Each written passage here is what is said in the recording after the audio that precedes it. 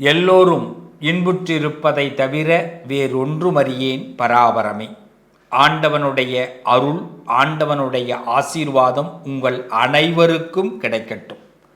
மனுஷனுக்கு இருக்கிற பெரிய விஷயமே நம்பிக்கை மட்டும்தாங்க. இந்த நம்பிக்கையோடு நாம் எதை ஃபேஸ் பண்ணுறோமோ அந்த காரியமெல்லாம் சக்ஸஸ் ஆகும். அப்படிப்பட்ட ஒரு நம்பிக்கையோடு இந்த 2026 பிப்ரவரி மாதத்தை நாம் இப்போது ஸ்கெட்ச் போட போகிறோம். பிப்ரவரி பிறக்க போகுது இல்லையா? 2026 கரெக்டாக ஸ்கெட்ச் போட்டிங்கன்னா இந்த பிப்ரவரி உங்கள் கைக்குள்ளே வந்துடும். அதுக்கு என்னங்க பண்ணணும் பேசிடலாமா? ரொம்ப சிம்பிளாக தெரிஞ்சுக்கிங்க. பிப்ரவரி மாதம் எதை செய்யணும், எதை செய்யக்கூடாது, இதை பற்றி தான் இந்த தலைப்பில் பேச போகிறோம். என்ன சாமி கும்பிட்டா லாபம், என்ன கலர் யூஸ் பண்ணால் லாபம், எதை செய்யக்கூடாது, எந்த கலரை யூஸ் பண்ணக்கூடாது, எந்த விஷயத்தை செய்யாமல் இருக்கணும், அதை பற்றி பேச போகிறோம். இதெல்லாம் எதுக்குங்க? பிப்ரவரி மாதத்தை நம்ம மிஸ் பண்ணாமல் அதை லாப மாதமாக மாற்ற போகிறோம். லாப நோக்கில் பிப்ரவரி, லாப நோக்கில் பிப்ரவரி. இப்படி ஒரு லாப நோக்கை நீங்கள் ஏற்படுத்திக்கிட்டீங்கன்னா உங்களுடைய பார்வை லாபத்தை நோக்குனதுன்னா நிச்சயமாக நல்லது நடக்கும். உங்கள் பார்வை லாபத்தை நோக்க வேண்டும். அப்படி லாபத்தை நோக்கும்போது பிப்ரவரி முழு வெற்றியை கொடுக்கும். வாங்க பிப்ரவரியில் எப்படி இருக்கணுங்கிறத சொல்கிறேன். நல்லது நடக்கும். சில பேருக்கு கேடயமாக விளங்கக்கூடியவர்கள் சிம்மராசிக்காரர்கள். நம்ம நிறைய பேர் முன்னேறணும்னா சிம்மராசிக்காரவங்க மனசு வச்சா தான் நடக்கும். அதனால தான் பல பேருக்கு கேடயமாக இருப்பீங்க. ஒரு கப்பு வாங்கினா எவ்வளோ சந்தோஷம் இருக்கும், ஒரு பரிசு வாங்கும்போது எவ்வளோ சந்தோஷம் இருக்கும். அந்த பரிசு மற்றவங்க வாங்கணும்னு நினைக்கக்கூடியவர்களே சிம்மராசிக்காரர்கள். ஆனால் சிம்மராசிக்காரவங்களை வளர விடுவாங்களா அப்படின்னு கேட்டால் ரொம்ப சிரமம். இந்த காலகட்டத்தில் தலை மீது சில பாரங்கள் சுமக்கப்படும். நிர்பந்தமாக சில விஷயத்தை நம்மள்கிட்ட தலையில் கட்டுவாங்க. ரொம்ப தெளிவாக இருக்கு. நிர்பந்தமாக மறுக்கவும் முடியாது. ஏதாவது ஒரு விஷயத்தை மறுக்கவும் முடியாது. சரி, ஆனால் அதில் கெயின் இருக்குமான்னு நீங்கள் இப்போ கேட்குறீங்க. கண்டிப்பாக கெயின் இருக்கும், நிச்சயமாக இருக்கும். ஆண்டவன் உங்கள் பக்கம் இருக்கான். யார் என்ன பொறுப்புகளை உங்கள் தலையில் சுமத்தினாலும் அதன் மூலமாக உங்களுக்கு ஒரு கெயின் இருக்குது. நீங்கள் உங்கள் பொறுப்புகளை கரெக்டாக செய்யுங்க. இந்த காலகட்டம் உங்களுக்கு சிறப்பான பேர் எடுத்து கொடுக்கப்படும். உங்கள் காலகட்டத்தின் அடிப்படையில், ராசி அடிப்படையில் 5வது வீடு 6வது வீட்டில் சூரியன், செவ்வாய், சுக்கிரன் சம்மந்தப்படுறாங்க. பிப்ரவரி மாதம் 7ஆம் தேதி வரை 6வது வீட்டில் சுக்கிர பகவான் இருக்கிறதுனால சைனஸ், ஜலதோஷம், தலைவலி, வீசிங் சம்பந்தமான விஷயங்களில் கொஞ்சம் கவனமாக இருங்க. பிப்ரவரி 13ஆம் தேதி வரை தலை, நரம்பு சம்பந்தப்பட்ட விஷயத்தில் கவனமாக இருங்க. 13ஆம் தேதிக்கு பிறகு உங்களுக்கு வியாதி சம்பந்தமான பிரச்சனைகள் விலகிடும். எந்த விதமான வியாதிகளும் வராது. சிம்ம ராசிக்கு 13ஆம் தேதிக்கு பிறகு, பிப்ரவரி 13க்கு பிறகு உடம்பு நலங்கள் நல்லாயிருக்கும். தைப்பொங்கலை சிறப்பாக கொண்டாடலாம். அதுக்கு முன்னாடி ஒரு ஜலதோஷம் பிடிச்சி தான் விடும். தலைவலி, ஹெட் பெயின் ஒன்று ஏற்பட்டு தான் விடும். அதனால் அதுக்கு மட்டும் தயாராக இருங்க, தெளிவாக இருங்க. ரொம்ப ஒன்றும் இல்லை. என்ன சொல்லுவாங்க, பச்சை தண்ணி குடிக்கிறத கம்மி பண்ணிங்க, பச்சை தண்ணியில் குளிக்கிறத கம்மி பண்ணிங்க. கொஞ்சம் வெது வெதுப்பான தண்ணீரை எடுத்துக்கிறது இந்த காலகட்டத்தில் சிம்மத்திற்கு ரொம்ப சிறப்பாக இருக்கும். பிரச்சனை வருதுங்கிறத விட அதை சொல்யூஷன் சொல்லணும் இல்லையா, அதுதான் முக்கியம். சிவபெருமானை ஞாயிற்றுக்கிழமை இந்த மாதத்தில் வழிபாடு பண்ணுறது ரொம்ப விசேஷம்.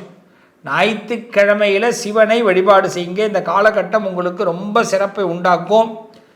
அதே மாதிரி 7ஆம் தேதிக்கு பிறகு பார்த்திங்கன்னா சுக்கிர பகவான் உங்கள் ராசிக்கு 7வது வீட்டில் போய் உட்காருவார். 1, 2, 3, 4, 5, 6லேருந்து 7க்கு போகிறார். சப்தமாதி ஸ்தானம் சொல்லக்கூடிய 7க்கு போகும்போது இல்லற வாழ்க்கையில் இருந்த பிரச்சனைகள், கசப்புகள் விலகும். சில பேர் பிடிச்சமான நண்பர்களை சந்திப்பீங்க, பிடித்தமான உறவுகளை சந்திப்பீங்க. என்னை பொறுத்த வரைக்கும் இந்த காதலர் தினம் சிம்மராசிக்கு சிறப்பாக இருக்கும். ஆமாம், பிப்ரவரி மாதம் 14ஆம் தேதி எல்லோரும் காதலர் தினம் கொண்டாடும்போது இந்த மாதத்தில் பார்த்திங்கன்னா சிம்மத்திற்கு காதலர் தினம் சிறப்பாக இருக்கும். அதனால் 7ல் போய் சுக்கிரன் இருக்கும்போது பிடித்தவர்கள் கிடைப்பாங்க, பிடித்தவர்களோட நெருக்கம் ஏற்படும், அன்பு ஏற்படும், நம்ம பிடிச்ச விஷயத்தின் மீது இன்னும் ஈடுபாடு ஏற்படும். ரொம்ப இழுபறியாக இருந்த விஷயங்கள், ஒருத்தவங்கள்ட்ட ஒரு விஷயத்த சொல்லணும் சார், நம்ம கைக்கே வரமாட்டேங்கிறாங்க, இந்த கோப்பு கையெழுத்து ஆகணும்னா அவங்க நினச்சாதான் முடியும் அப்படின்னதெல்லாம் இப்போ இந்த கோப்பெல்லாம் கையெழுத்தாகும்.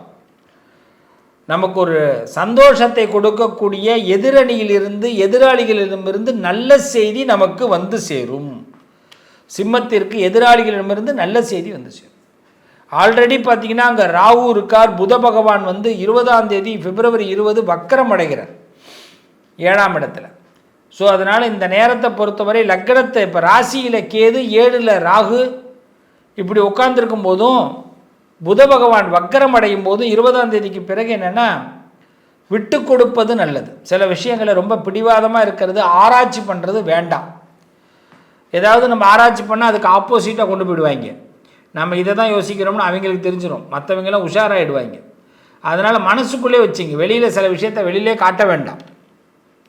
அதே மாதிரி இந்த நேரத்தில் பார்த்திங்கன்னா இந்த கிரகங்களுடைய ரீதியாக பார்க்கும்போது உங்களுக்கு அஷ்டமத்தில் இந்த சனி பகவானுடைய ஆட்சி அமைகிறது இல்லையா, அதனால் இழுபறியாக இருக்கக்கூடிய காரியங்கள் குரு மூலமாக உங்களுக்கு சக்ஸஸ் ஆகும், நட்பு மூலமாக, குரு மூலமாக. அதனால் நீங்கள் டைரெக்டாக ஒரு காரியத்தை நடத்தணும்னா நீங்கள் உங்கள் இன்ஃப்ளூயன்ஸ்லாம் வச்சு பண்ண வேண்டாம். நீங்கள் யாராவது உங்கள் ஃப்ரெண்ட்ஷிப்பில் போய் பாருங்கள், உங்கள் ஃப்ரெண்ட்ஷிப்கிட்ட கேளுங்க உதவி, இல்லை அரசியல்வாதிகள்கிட்ட கேளுங்க, அதிகாரிகள்கிட்ட கேளுங்க, குருமார்கள்ட்ட கேளுங்க, யாராவது குரு தரிசனம் பண்ணுங்கள். யாராவது ஒரு குரு உங்களுக்கு ரொம்ப பிடிச்ச ஒரு குருவை போய் கண்ணுக்கு நேராக பாருங்கள், தரிசனம் பண்ணுங்கள், அவரோட ஆசீர்வாதம். குரு தரிசனம்லாம் பண்ணும்பொழுது சட்ட சம்மந்தமான சிக்கல்கள் கூட உங்களுக்கு ஈஸியாக போயிடும். ஒரு சட்ட பிரச்சனை இன்றைக்கி சிக்கியிருக்க சாமி, ஒரு வழக்கில் சிக்கியிருக்கிறேன்னா அதுவும் கிளியர் ஆகிடும். அப்போ குரு தரிசனம் இந்த காலகட்டத்தில் சிறப்பை உண்டாக்கும். 11வது இடத்துல குரு பகவான் வக்கரம் பெற்றிருக்கிறார். அதனால் நான் மீண்டும் சொல்கிறது, நட்பு மூலமாக, குருமார்கள் மூலமாக, பெரியவர்கள் மூலமாக, அதிகாரிகள் மூலமாக உங்கள் வாழ்க்கையில் ஒரு நல்ல முன்னேற்றம் ஏற்பட போகுது. இந்த காலகட்டத்தை சரியாக பயன்படுத்திங்க. இது தெய்வ பலத்தை கொடுக்கக்கூடிய நேரம், உங்களுக்கான மனபலம் அதிகரிக்கக்கூடிய நேரம், இதில் சில பக்குவங்கள் அதிகரிக்கக்கூடிய நேரம். இது என்னை பொறுத்த வரைக்கும் பெஸ்ட்டு டைம். ஆப்பர்ச்சுனிட்டிஸை மிஸ் பண்ணாமல் இந்த எல்லா விஷயத்துலையும் தெளிவாக இருங்க, தைரியமாக இருங்க, நல்லது நடக்கும். இந்த காலகட்டத்தில் சிவபெருமானை வழிபாடு பண்ணுங்கள். திங்கட்கிழமை ஞாயிற்றுக்கிழமையில் வழிபாடு பண்ணுங்கள். அதேமாதிரி ஞாயிறு திங்கள் சிவபெருமானை எப்படி வழிபாடு பண்ணுறீங்களோ அதேமாதிரி ஞாயிறு திங்களில் சமயபுரம் மாரியம்மனையும் வழிபாடு பண்ணுங்கள். சிம்மராசிக்கு லாப நோக்கில் உங்கள் பார்வையை செலுத்தும் பொழுது லாபம் அதிகமாகும். குடும்பத்தில் புது மகிழ்ச்சி ஏற்படும், விரோதங்கள்லாம் விலகும், நன்மை உயரும், நல்லது நடக்கும். என்னங்க பிப்ரவரியை பற்றி தெரிஞ்சுக்கிட்டீங்களா? பிப்ரவரியில் நான் சொன்னதை சரியாக ஃபாலோ பண்ணுங்கள்.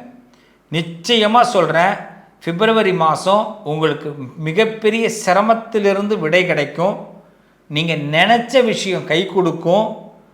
ஆழ்ந்த நம்பிக்கையோட இந்த பிரபஞ்சத்தோட ஒரு கனெக்ட் பண்ண போகிறோம். நீங்கள் இந்த ராசியில் பிறந்திருக்கீங்க, இந்த ராசியில் பிறந்த, இந்த நட்சத்திரத்தில் பிறந்த நீங்களும் பிரபஞ்சமும் கனெக்ட் ஆக போகிறீங்க. இந்த கனெக்டில் லாபம்தான் ஏற்பட போகுது. அதற்கான உத்தரவாதத்தை நான் கொடுக்குறேன். நாம் என்னங்க பெரிய விஷயத்தை பண்ண போகிறோம்? ஒரு காதால் கேட்குற விஷயத்தை தொடர்ந்து செய்ய போகிறோம். செஞ்சு பார்ப்போமே, நல்ல பலன் அனுபவிப்போமே, நல்லது நடக்குங்க. அன்னதானம் போடுங்க.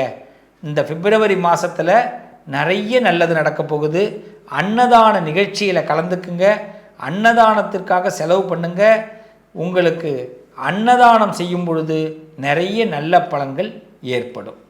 மீண்டும் உங்களை அடுத்த மார்ச் மாத ராசி பலனோடு உங்களை சந்திக்கிறேன்.